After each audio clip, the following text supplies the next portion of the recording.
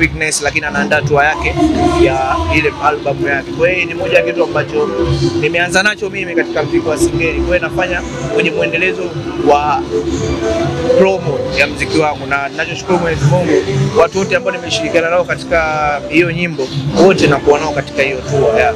So zile clip ambazo tuliziona kwenye Instagram ambazo ulikuwa umepost ukiwa unacheza, I think ni nchi kadhaa, ile sio Tanzania. Unazungumziaje hiyo pia, tupitishe hapo? Hiko ni kitu kikubwa, nashukuru Mwenyezi Mungu, muziki unapenya, yes, mashabiki wana appreciate.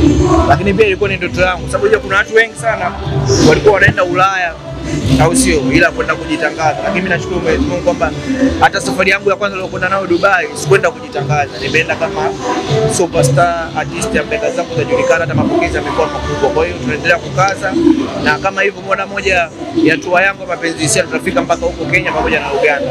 Yeah. Najua una mashabiki mkoani, na mwaka huu wewe ni miongoni wa wasanii wa Singeli ambao uliweza kupata fursa ya kuweza kuperform katika stage kubwa ya Kili Marathon kule Moshi mkoani Kilimanjaro, ambapo ilikuwa inasimamiwa na Straight Vibes.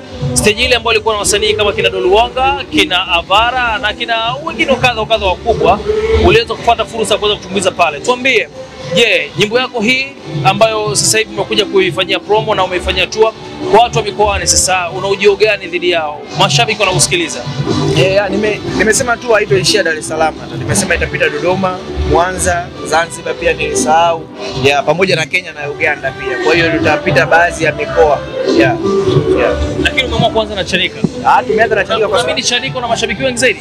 Wewe mwenyewe umeona muda wangu sasa hivi, check muda wako kuangalia watu. Yaani ndani kumejaa mpaka nje watu wamejaa, yaani hakuna kwa kuingia. Nini kinatofautisha Mwishizo na madj wengine? Nadhani ni kufanya vitu vya kitofauti, kwa sababu kitu hiki ninachokifanya hakuna mtu ambaye ashaye kusikia.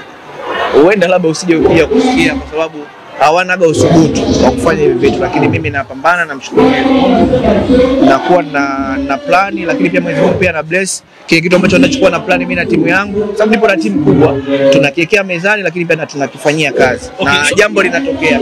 Mwishizo hapo tunaona kuna vijana wawili hawa, Dogo Sergeant, lakini pia tunaye Pateni. Wanasumbua sana. Unaona nini kama kaka? Ni kitu kizuri. Ni kitu kizuri kwa sababu mimi ni DJ nao kama wasanii wanakuja kufanya vizuri. Ni kitu kizuri. Lakini pia majibizano hana leo kwenye mtandao wa kijamii kati ya Dula Makabila na Meja, kwa sababu Dula aliposti amenunua Range, nawe pia ulinunua magari yako tuliona. Lakini pia leo tunaona Meja Kunta ameamua kumjibu kupeleka Range kubwa kwa Doto Magari. Labda una mpango kuongeza chochote? Mimi kwa upande wangu kwa DJ mimi ndo top.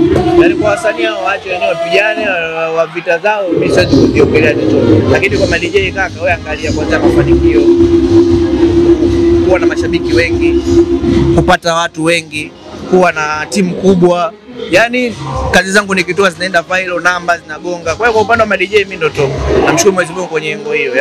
Mwishizo, nini unakiamini kwenye DJ? Unawekeza kwenye madensa, alafu unawekeza kwenye wasanii kutengeneza hits. Kipi kinapushi sana Singeli kibongo? Nadhani ni promotion, lakini pia utofauti, kwa sababu mashabiki kila siku, unajua muziki kila siku unapata mashabiki wapya, au sio? Watu wanataka utofauti, wanataka utuone muendelezo, au sio? Utofauti sio kama unafanya tu ngoma ipigwe tu Dar es Salaam sio wapi, unafanya ngoma inagonga namba Kenya. Kwa kama mapenzi hisia ni ngoma ambayo imeshika top namba 1 Kenya Shaza.